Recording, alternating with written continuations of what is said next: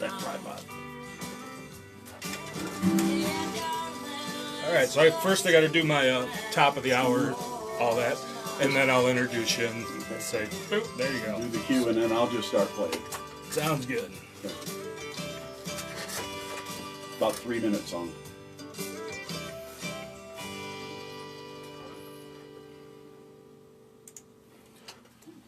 Little local music for you there. Zomuth with Let's Just Be Friends for tonight off the Starlight Hotel CD. We also heard Kara Hess, who is going to be our guest here next week in the Sunlit Room with Love Made Me Blind off the Sojourner CD. Caitlin Logan with Calling All Angels. And Kate, if you happen to be listening, happy birthday, even though I know it's a few days early. And Anna Tivell with Figure It Out. And Anna's going to be in town sometime this weekend, so you can go to her website and figure all that out. But we are going to be joined here in the Sunlit Room by Mr. Wayne Willingham. He's out on tour supporting his new record, Yo-Yo, and he'll be playing at the Tim Noah Thumbnail Theater in Snohomish on Saturday at 7:30 p.m. And we'll talk to Wayne and see what's going on in Wayne's world, so to speak, right after this stuff.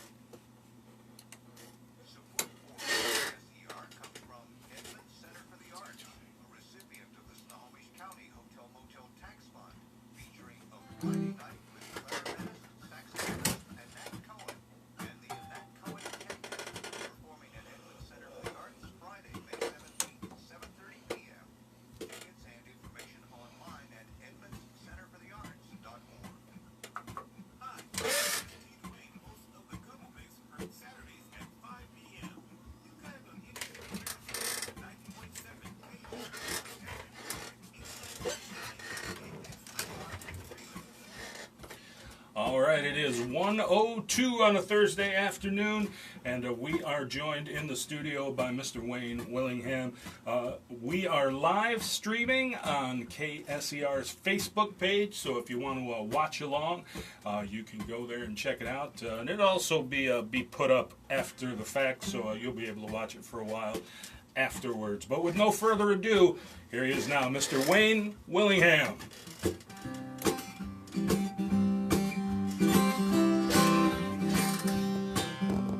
One day I'll get it all together. One day I'll call you on the phone. One day we'll make it last forever. One day and you will be my one. Someday we'll each have better timing. Someday, all our days will be our own. Someday, in the moment we're defining. Someday, all our days will be our own. I know that someday you'll be my only one, and I long for someday until that day has come. That day when both of us are smiling. That day I'll reach to take your hand. That day all the miles away we're whiling. That day we'll settle where we stand. I know that someday you'll be my only one, and I long for someday until that day has come. One day we'll get it all together. One day I'll call you on the phone. One day we'll make it last forever. One day and you will be my one day, and you will be my one.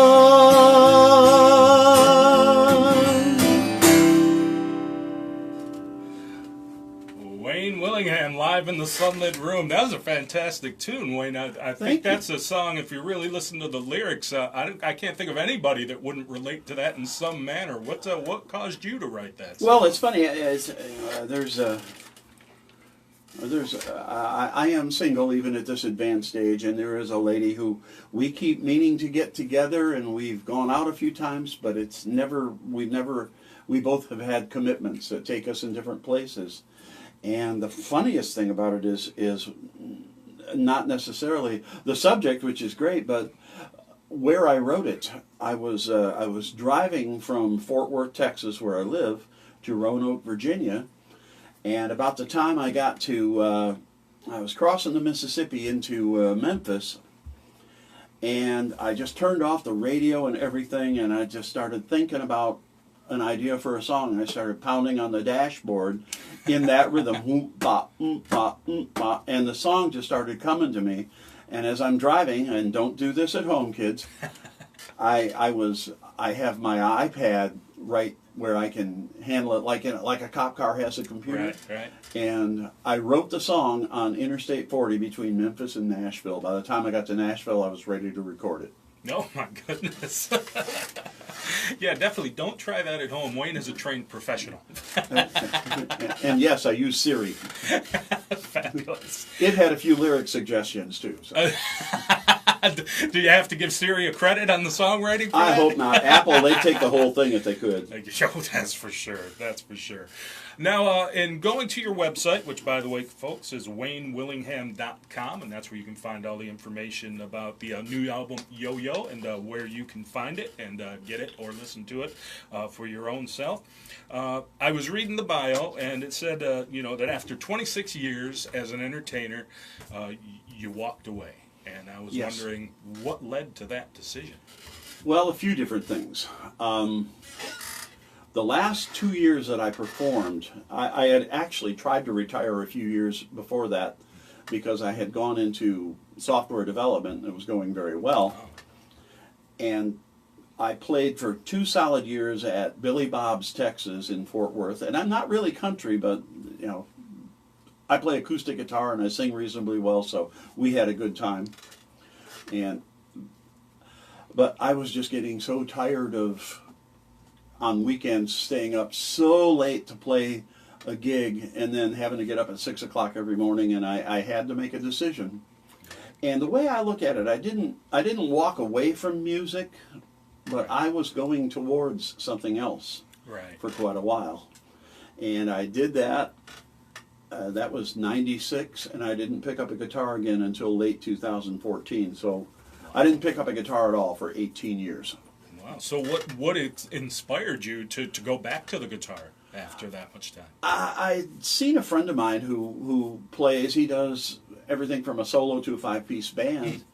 And he didn't know that I played at any given level, and he asked me, "Do you play guitar?" I said, "Well, I used to." He says, "Here, try my guitar." And it was a nice guitar, and I tried it, and some of it was coming back. It was really my hands of stone. That's the only way I can put it. But yeah, I kind of know that feeling. But he was somehow impressed because I handed his guitar back. He says, "All right, who are you really?" So I must have played something impressive to him. And so I went home that night and I dug out one of my guitars and I started doodling on it, and it was just awful. It really was. Were you surprised at the difficulty you had in playing again? Did you think it would be that hard? Or did you not think about it at all? Actually, when I picked it up, I looked at the guitar and I said, "Look, this is just going to be horrible. Let's get through it." Honest, that's exactly what I did. And I knew it was going to be bad, but something clicked in me and I said, "Okay, let's see how much rust we can knock off." Sure. And I got to the point where every day, I started getting up a half hour earlier than normal before I go running off to the office so that I could practice. And I'd come home and I'd practice some more. And I got to the point where I thought, well, I'm good enough to where I could go out and play in public again.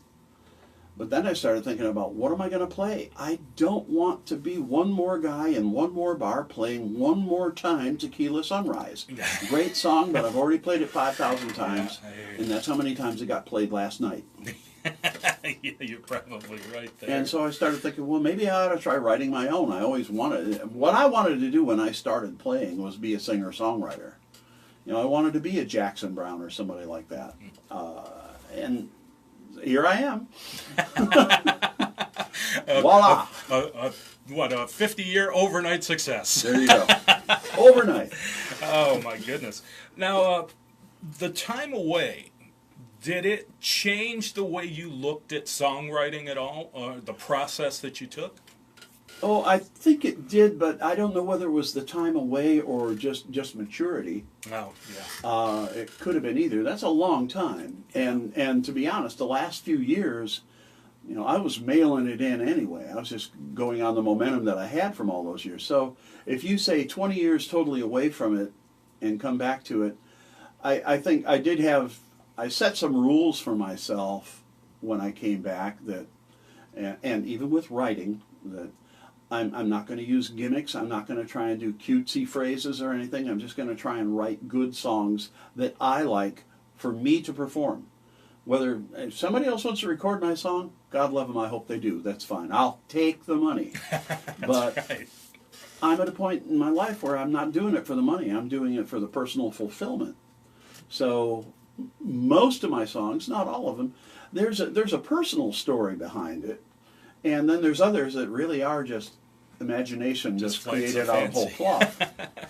But, you know, I guess they're just from my perspective, but it's nice to be able to tell a story and not have it be autobiographical. Exactly. But the thing is, as a songwriter, and you've probably found this, it doesn't matter if it is autobiographical or not. Right. Everybody assumes it's about you because you wrote it. Oh, yeah. Period. That's true. And I mean, I have a couple songs where there's like murder and so on in it, but trust me, it's fiction.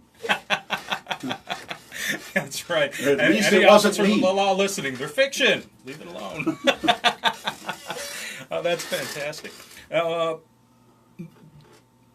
Did you do any recording in the first part of your career, or was this the first real recording you did? I was way back when, about 100 pounds ago.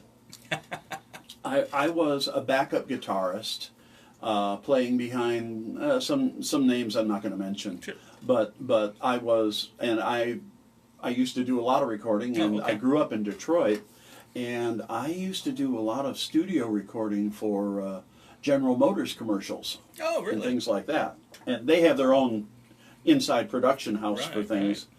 Right. And so anybody who's old enough to remember, I played banjo on ad series for the Chevette, I think it was, but baseball, hot dogs, apple pie, and Chevrolet. Yeah.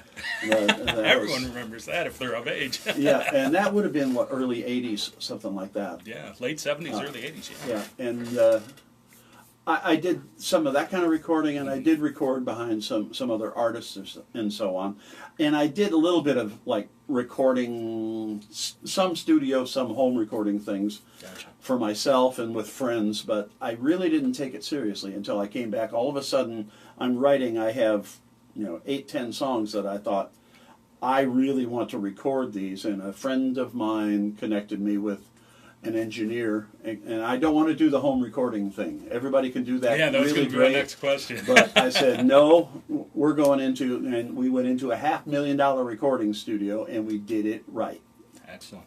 Now, being away for so long and having a background where, you did some studio stuff for other people, was the perspective a lot different for you when you went in to record your own songs, or did you have the same mindset when it came just to the playing?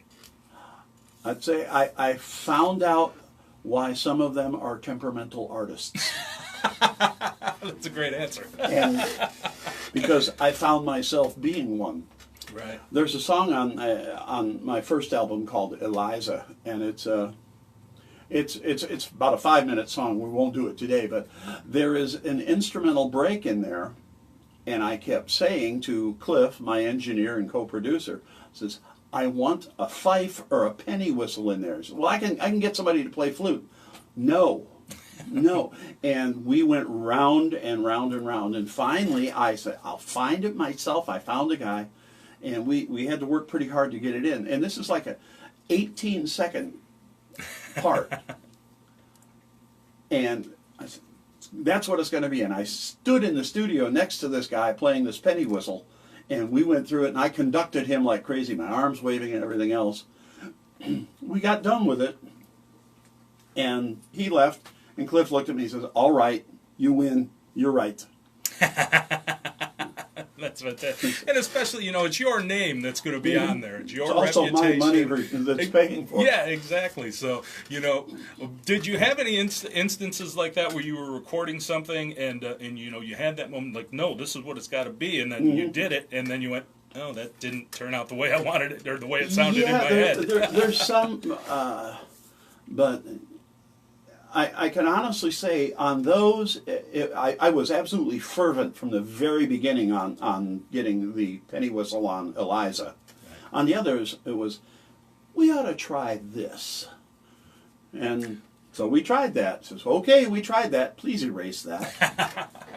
And it's great though that you have the ability to kind of censor yourself in that manner and say, you know what, I thought that would be better than it was. Because I know some artists that even if it's terrible, they will not admit it because it was their idea. They're like, no, it's staying. That's what I want. Well, in the time that I was away from music, I was in a technology business, and nothing will humble you more.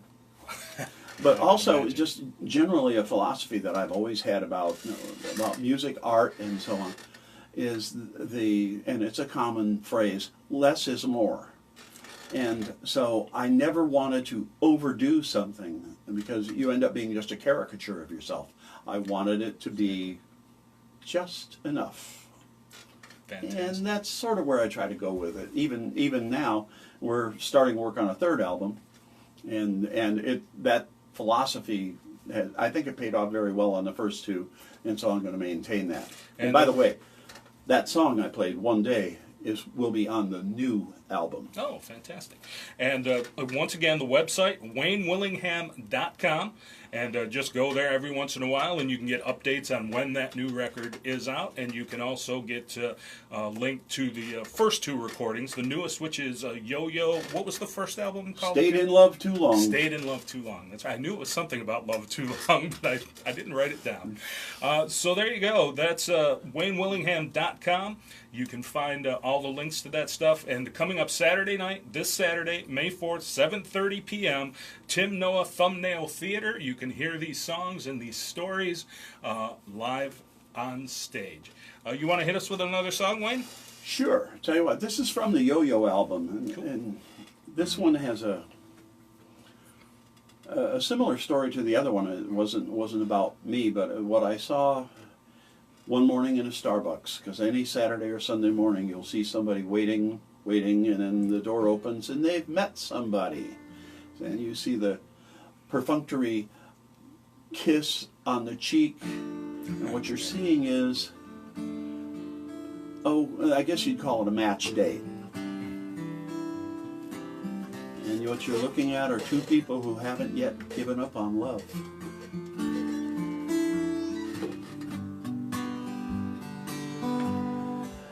I have known you from a distance. I've always liked your style, been aware of your existence for a while. We had never spoken, but exchanged a glance and smile. I don't know why you and I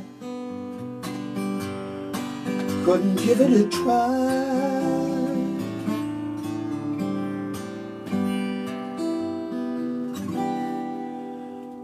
Just a cup of coffee, just a glass of wine, just two friendly people sharing time. Just to hear each other's voices, look into each other's eyes, hoping they find, oh, that there's magic inside.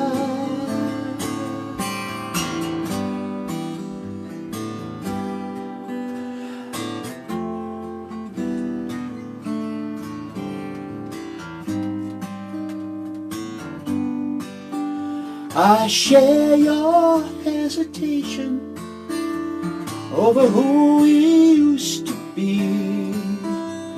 There was you before with yours and mine with me. They moved on to new lives. We could do the same with nothing to lose. Nobody to blame, maybe something to gain.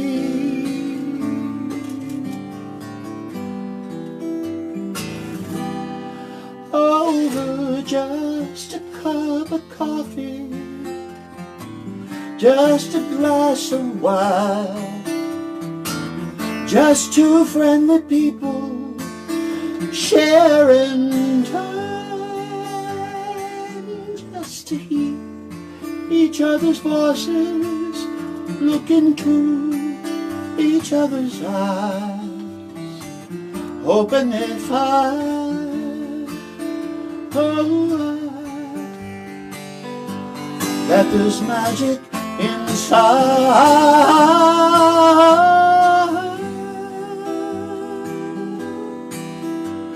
Oh,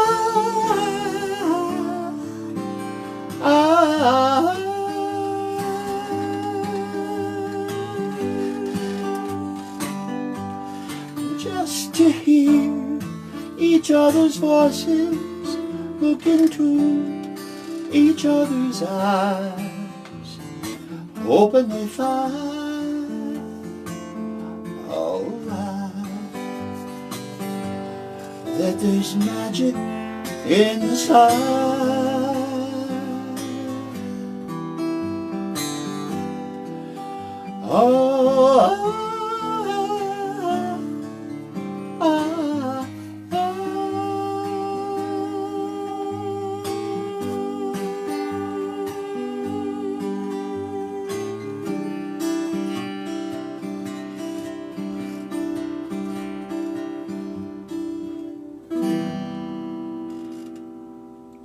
Another fantastic song there from Mr. Wayne Willingham, performing live May 4th, 7:30 p.m., Tim Noah Thumbnail Theater in Snohomish. And you can get any more information you need by going to waynewillingham.com. Now, in the first segment, we talked a little bit about what inspired you to come back to being an entertainer after 26 years away. But if we could go back to the very beginning, a young Wayne Willingham, growing up in the Detroit area, what first inspired you to play music? 140 pounds ago. Well. Oh, actually, and I'm going to date myself a little bit here, probably, in addition to seeing Elvis on TV, I used to spend weekends with my grandparents a lot, and we used to watch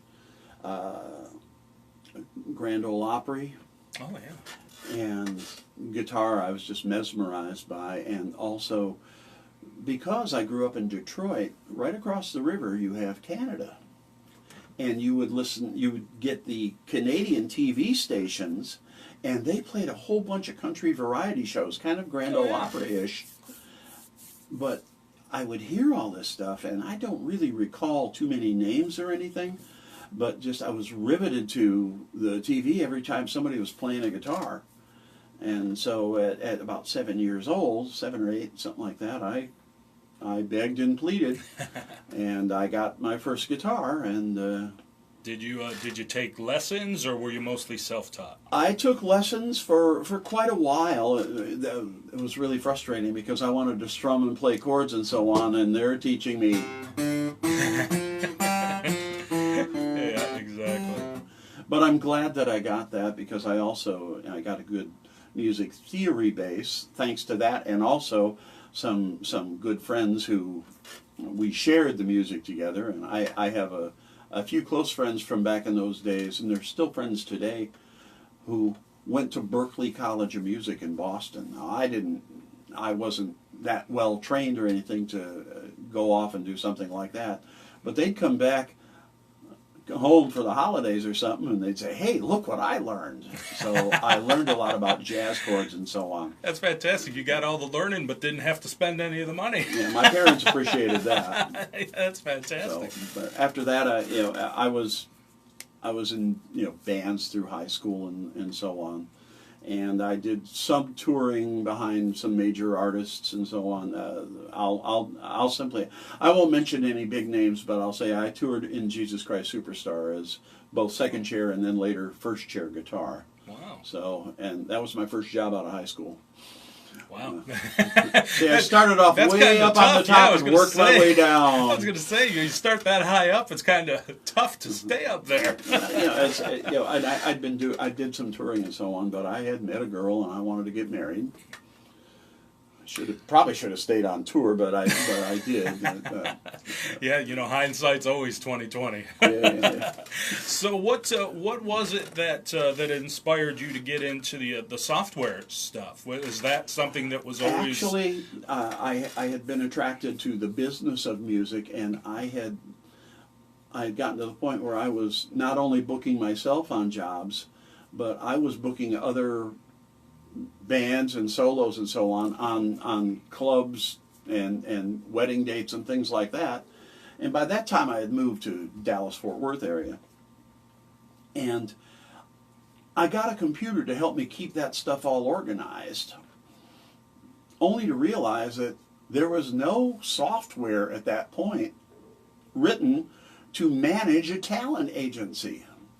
And a friend of mine said, "Well, you're pretty smart. You could do it yourself." And he was in software development, and he gave me some, it was D-Base originally, and I started organizing all of my stuff, and I showed it to another friend of mine, everything I had written. I showed him how I could print contracts right out of my computer and everything, and he said, "Wow, that's really great." And he was also a talent agent. He says, "How much?" He says, "I didn't buy it, I made it. I wrote it myself." He says, "Yeah, I know that. How much do you want?" And it dawned on me, I could make money doing that? Yeah, I imagine you could.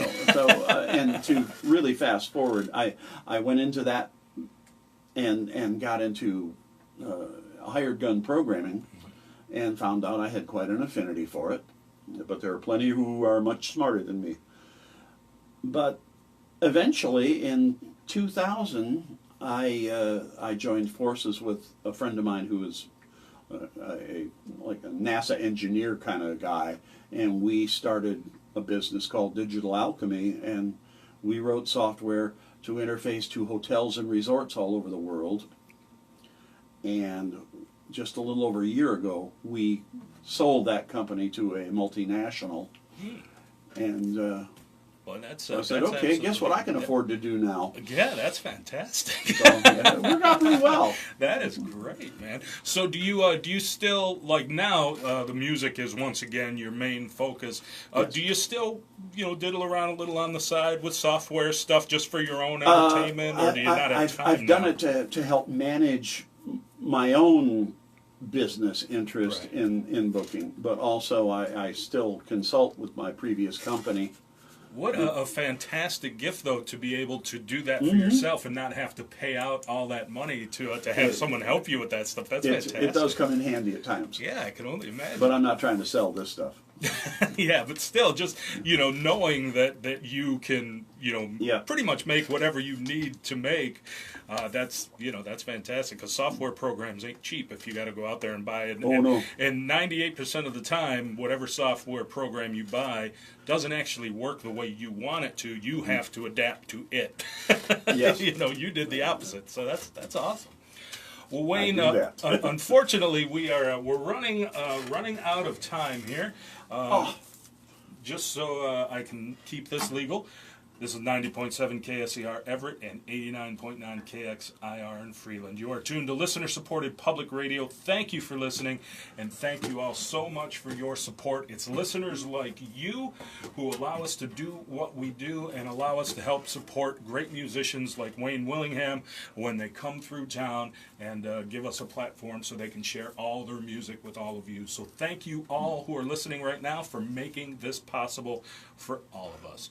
Wayne, you want to give us one more song before we got to say goodbye? I'll be happy to. I want to say Wayne Willingham appreciates public stations like this that help support us. Awesome. So, thank you. This is from the first album. This is called Someday When I Grow Up. You're only on young once, but you can be immature forever.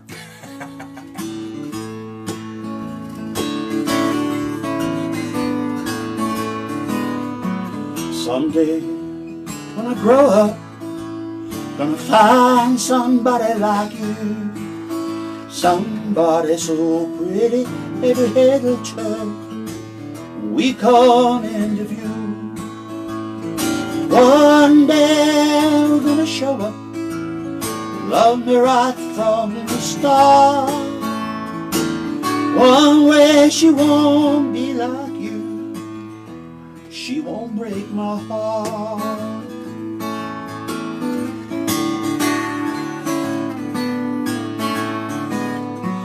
Someday, when I grow up, gonna find somebody to love. Somebody who lets me know it's only me she's thinking of.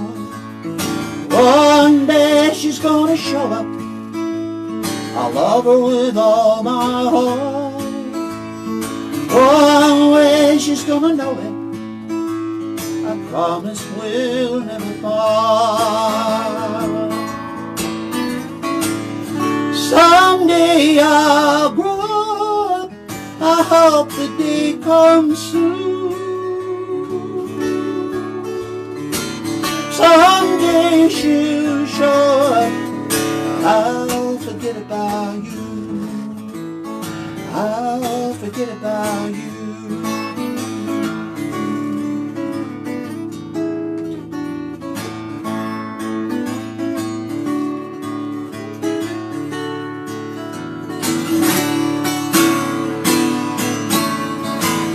Someday when I grow up, gonna have a lover so true.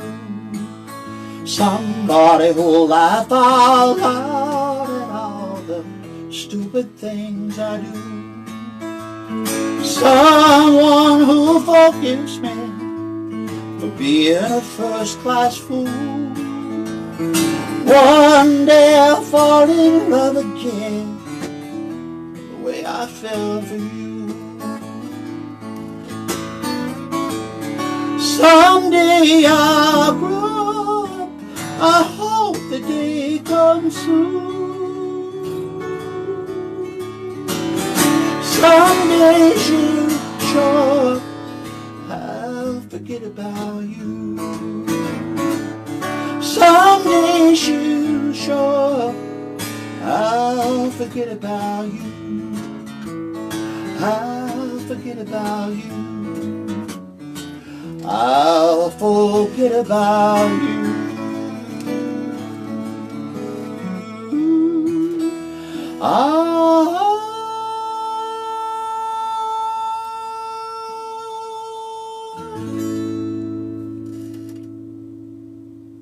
Fantastic. Wayne Willingham. Once again, that's Saturday night, this coming Saturday, May 4th, 7:30 p.m., live at Tim Noah Thumbnail Theater in Snohomish. You can go to the Tim Noah Thumbnail Theater website and grab your tickets now. Wayne, thank you so much for hanging out with us today. It was Ron, a it real was my pleasure entirely. Thank you. Anything else you'd like us to know before we wrap I don't this know. up I today? think we pretty well wrapped it all up. We got it all. Please come down. We have free giveaways as well as merchandise to buy, but come on down and enjoy the show. We'll have a great time. Tim Noah's Thumbnail Theater, Saturday night, May 4th, 7:30 p.m. All right, I think that's going to be a wrap, and it is now time for your after